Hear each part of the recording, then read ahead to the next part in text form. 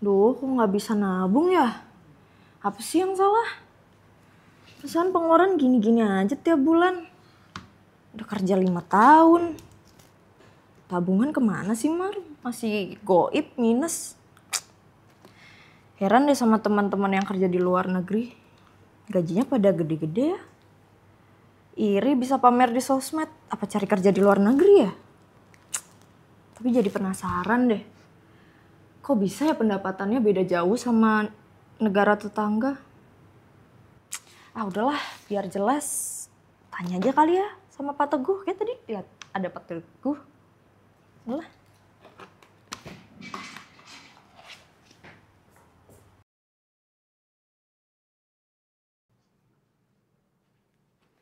Sore Pak. Hai sore, Halo. baik gimana? Bapak, apa kabar? Alhamdulillah baik. Puji Tuhan, baik. Pak, gini Pak, jadi saya tuh lagi resah nih. Saya tuh pengen sukses, tapi kok kayaknya di Indonesia nih susah ya? Apa harus keluar negeri nih Pak, biar gajinya lebih banyak terus bisa lebih cepet nih suksesnya? Waduh, ini generasi galau nih ya. Iya nih Pak, Udah kerja keras tapi kok rasanya gini-gini aja ya. betul. Ya, tapi memang Indonesia itu ya kondisinya memang masih negara berkembang ya. Pendapatan per kapita kita kan sekitar 4.900 US dollar per kapita ya di tahun 2023. Ya memang kalau dikalikan dolar kan hanya sekitar berapa itu 75 juta atau sekitar 6 juta per bulan ya. Betul. Ya memang berbeda nih kalau dibandingkan Singapura atau Malaysia atau yang lain yang pendapatnya udah di atas 10.000 US dollar per kapita ya. Artinya sebulannya sudah gajinya udah lebih dari secara rata-rata udah mendekati 15 juta atau 12 juta kan. Kalau di sini berarti kan sepertiganya ya. Aduh kecil Sehingga banget kan ya Pak. seperti kamu di sini kerja 3 tahun sama baru setara dengan kerja di Malaysia 1 tahun kan, ibaratnya seperti itu, atau kerja di tempat lain. Ya kenapa seperti itu ya itu tadi, ya, kondisi kita masih negara berkembang, ya, ekonomi juga rasanya gini-gini aja kan, tumbuhnya Iya ya lagi, Pak. nggak spektakuler gitu loh. Ngestak gitu aja ya Pak ya? Ya gimana ya, emang kondisinya seperti ini, tetapi itu tadi jangan pesimis lah. Apakah perlu kerja di luar negeri? Tunggu dulu dong. Jangan-jangan kita perlu bersama-sama nih di Indonesia, membangun Indonesia sama-sama agar kita mendorong nih Indonesia agar tumbuh lebih baik. Nah, menurut saya itulah. Nah Pak, saya penasaran nih Pak, kalau kan pertumbuhan ekonomi di Indonesia itu bisa dibilang tadi ya Pak ya, masih berkembang. Nah itu kalau dibandingin sama negara tetangga nih, Malaysia atau Singapura itu jauhnya seberapa sih Pak? Gapnya seberapa sih Pak? Ya, gini ya, kalau pertumbuhan ekonomi sekarang Indonesia dibandingkan Malaysia atau Thailand, Indonesia pasti lebih tinggi. Sekarang ya, tetapi kan Indonesia cuma sekitar 5 ribuan. Sedangkan Malaysia sudah di atas 10.000, 12.000. Singapura malah lebih lagi, kan 50 ribuan lebih. Nah, tetapi yang perlu kita bandingkan adalah saat Malaysia seperti kita, itu tumbuhnya berapa? Nah, artinya saat Malaysia, Thailand seperti kita saat ini nih, yang baru masuk ke kita sebut negara berpendapatan menengah atas, itu dulu tumbuhnya seperti apa? Waktu itu Malaysia tumbuhnya, ini data nih, saya harus pakai data dong. Waktu itu Malaysia seperti kita itu tumbuhnya 6,8% loh. Oh iya. Itu tahun 2000 berapa ini ya? Tahun 2004.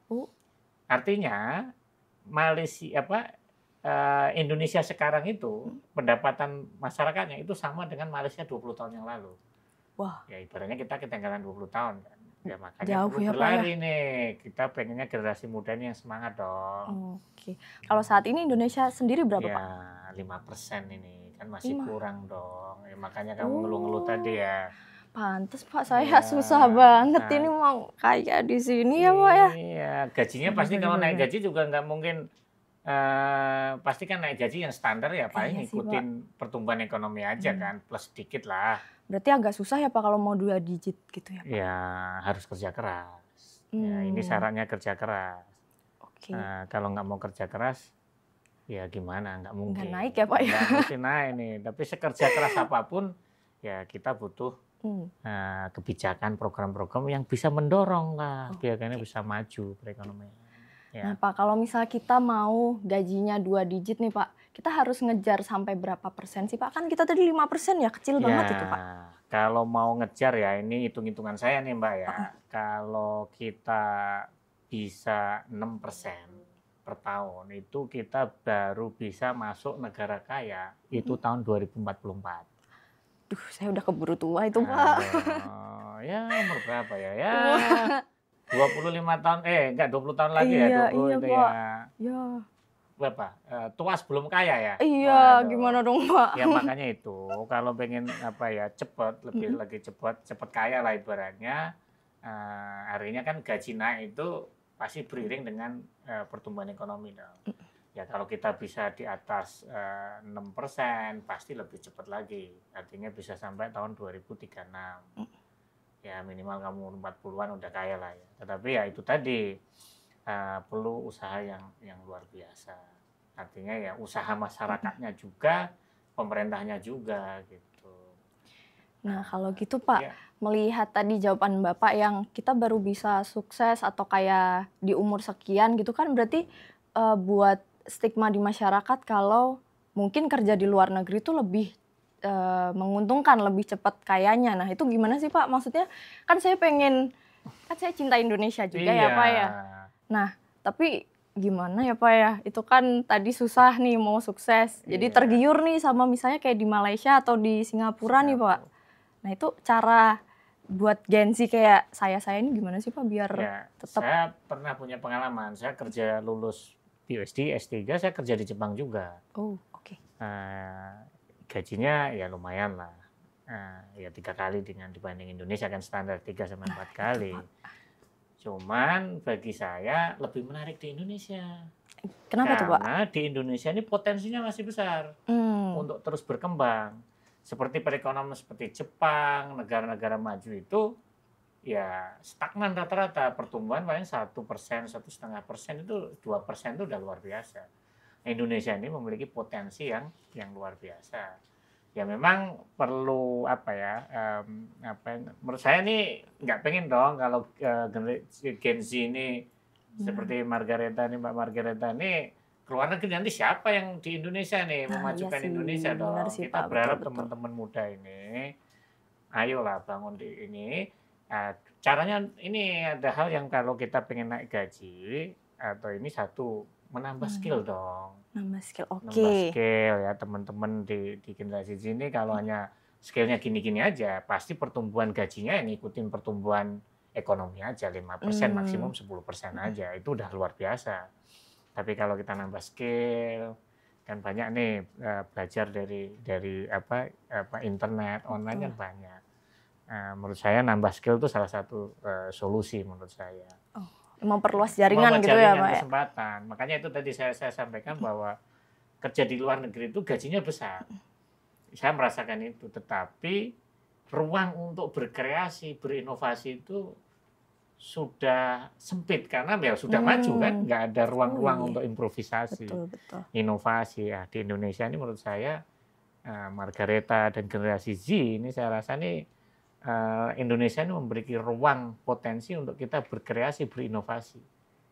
Nah, kalau kita berinovasi, berkreasi, ya kita pasti kalau kita usaha atau di perusahaan kita pasti gajinya pasti naik. Betul sih Pak, dipikir-pikir iya sih Pak. Tapi Pak saya masih punya pertanyaan nih, saya masih agak bingung sama tadi persenan ada yang 5%, ada yang 6, sekian, ada yang 7, ada yang 10. Itu cara ngitungnya sebenarnya gimana sih Pak? Ini cara ngitung namanya yang tadi kan selalu kita dengar namanya PDB per kapita atau itu pendapatan domestik bruto. Kalau bahasa Inggrisnya kan GDP ya, Gross Domestic Bruto.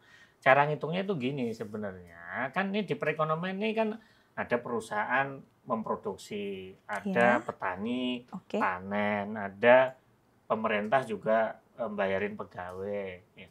Itu dikumpulkan semuanya. Artinya kan kalau ini ada berbagai 3 cara lah ngitung itu ya. Dari sisi produksi, kan ada sektor pertanian, perdagangan, industri manufaktur itu produksinya atau nilai tambahnya itu produksinya itu dikumpulin. Nah itulah nanti se-Indonesia ini dijumlah. Nah itu bisa cara seperti itu. Nah ini kalau per kapita itu dibagi dengan jumlah penduduknya Indonesia. Nah yang kedua dari sisi produksi kita bisa menghitung dari sisi itu tadi yang dibelanjakan. Kamu setiap hari belanja berapa? Rumah tangga belanja berapa untuk macam makan, minuman itu satu kan ada yang orang belanja. Yang kedua, ada perusahaan investasi kan, ada bangun pabrik, bangun itu kan dihitung juga.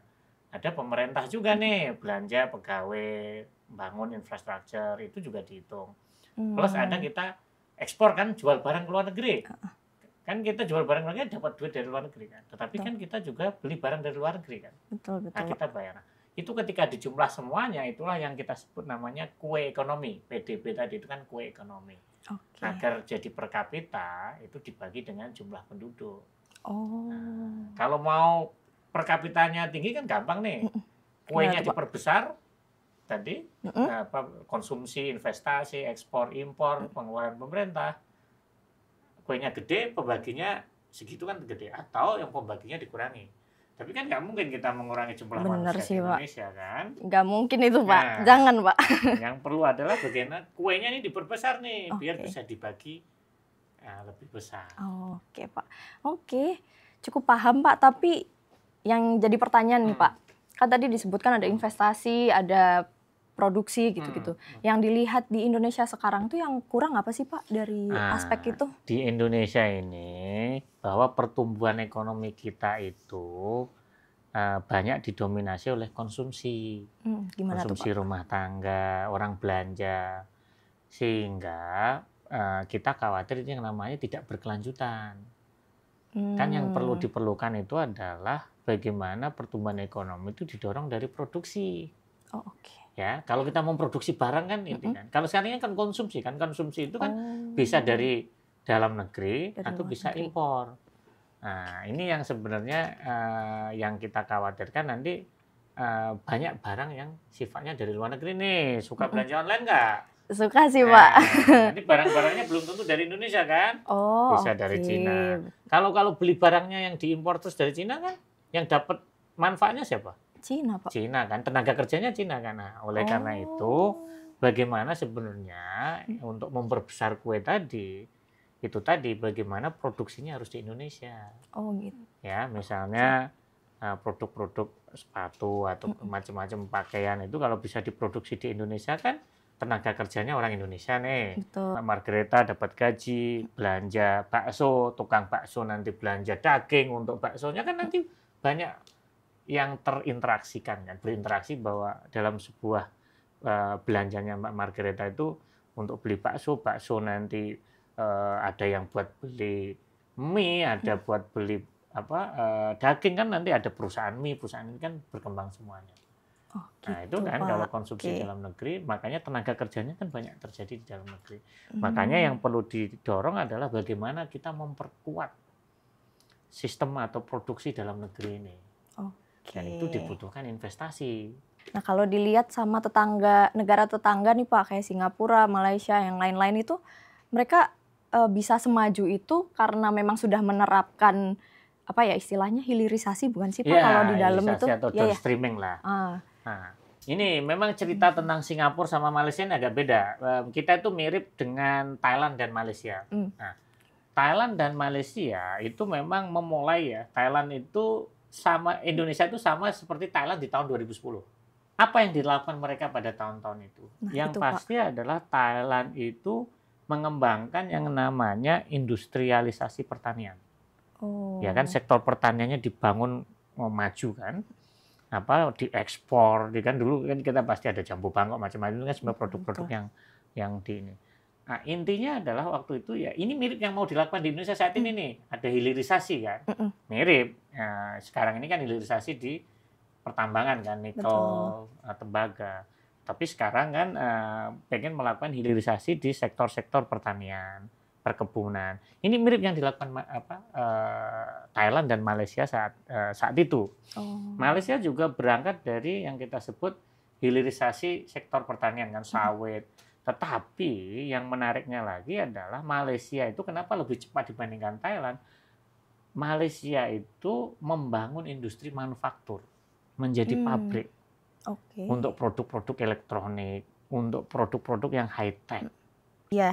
Ya, artinya kalau kita bisa memproduksi produk-produk yang high tech, nah, Oke. kalau jualnya kan lebih mahal, sehingga cepat kaya dong. Oh gitu. Sama lah kalau mbaknya jualan Iya. pecel sama salad kan beda kan? Iya. Sama barangnya tapi harganya beda kan? Betul. Ini kan masalah inovasi. Masalah nama ya Pak. Nama, inovasi dan itu kan. Nah ini yang dilakukan Malaysia. Malaysia itu selain membangun hilirisasi pertanian waktu itu, sawit macam-macam, tetapi dia fokus mengembangkan industri manufaktur yang berteknologi tinggi. Oh. Nah, Indonesia kalau mau maju cepat harus seperti itu. Harus kayak gitu ya Pak. Iya dong. Jadi kendala terbesarnya nih sebenarnya apa sih Pak di Indonesia sendiri? Nah, ini kendalanya ini menjadi pertanyaan nih. Satu, di Indonesia ini kan wilayahnya luas sekali ya. Iya Pak. Logistiknya kan mahal ya. Iya. Maksudnya satu itu, tapi itu sebenarnya bukan masalah utama. Penduduknya juga beragam. Menurut saya tapi itu bukan masalah, tapi itu harus jadi kekuatan. Isunya adalah memang perlu adanya satu kebijakan yang jelas dan konsisten diterapkan dan diimplementasikan. Artinya, mohon maaf nih, di Indonesia ini kan suka gonta-ganti ya aturan. Itu kan orang jadi bingung ya. Iya betul sih ini Pak. mau sekarang Iya ini sih. besok apa lagi. Nah, orang berusaha kan jadi bingung. Nah, ini gimana sih? Nah, gitu. Yang betul yang mana Yang gitu betul ya? yang mana? Kepastian itu diperlukan. Yang kedua adalah memang harus diakui SDM kita ketinggalan. Artinya kalau kita mau memproduksi barang-barang elektronik yang seperti ini, itu kan butuh effort ya Pak. Effort dan butuh tenaga yang sedikit lebih tinggi kan. Apa ya, lebih jor-joran gitu ya Pak ya. Maksudnya kalau orang yang bikin ini, walaupun boleh mesin atau apapun, tapi kan operatornya harus lebih canggih kan dibandingkan misalnya kita memproduksi sepatu kan. Yang ketiga adalah memang kita itu dalam tanda kutip strategic planning kita itu kadang itu berbagai program perencanaan itu hanya di atas kertas, belum dieksekusi dengan baik. Sehingga ini memang butuh strong leader yang harus memastikan rencana aksi itu berjalan dengan baik. Yang harus penggerak gitu ya, jadi penggerak gitu ya Pak ya. Oke. Nah kalau dilihat-lihat berarti selama ini Indonesia belum sejahtera ya Pak ya? Ya kalau Gen Z mungkin merasanya seperti itu. Kalau generasi saya kan mungkin dibandingkan saya 20 tahun lalu ya sekarang lebih baik ya. Artinya memang dibandingkan 20 tahun lalu ya pendapatan kita sudah 2 kalinya. Berarti kalau boleh disimpulin ya Pak ini, berarti kalau Indonesia mau maju, pertumbuhan ekonominya mau cepat, harus muter aliran dana ke luar negeri itu ke dalam ya Pak? Ya. Ke dalam Indonesia gitu ya Pak ya? Oke. Artinya biar uangnya itu bukan keluar. Kita memang pasti tetap membutuhkan luar negeri, tetapi kalau kita bisa membangun basis produksi di dalam negeri dan kebutuhan di dalam negeri kita bisa penuhi dari produksi dalam negeri, uang yang berputar itu jauh lebih banyak. Dan juga nggak gampang didominasi ya Pak ya sama pemodal-pemodal asing gitu ya Pak ya.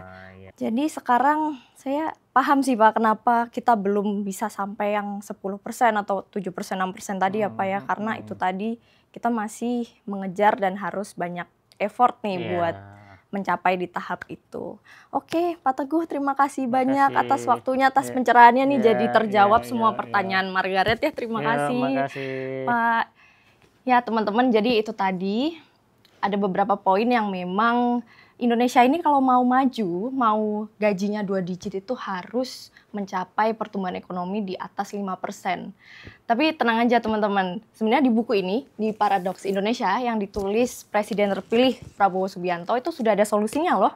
Tinggal nanti kita lihat bagaimana eksekusinya di Oktober 2024. Nanti kita tunggu. So, goodbye.